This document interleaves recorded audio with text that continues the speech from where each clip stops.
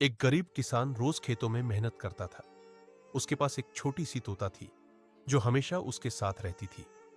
एक दिन किसान को खेत में सोने की चमकती हुई अंगूठी मिली। उसने सोचा शायद भगवान का वरदान है, लेकिन तभी आसमान से एक चील झपटी और अंगूठी लेकर उड़ गई। तोता पीछे पीछे उड़ पड़ी। बादलों के पार जाकर उसने चील से लड़ाई की और अंगूठी छीन लाई। किसान खुश होकर तोते को गले लगा लिया। तभी तोते ने कहा, अगर तुम मुस्कुरा रहे हो तो सब लाइक और सब्सक्राइब कर देंगे।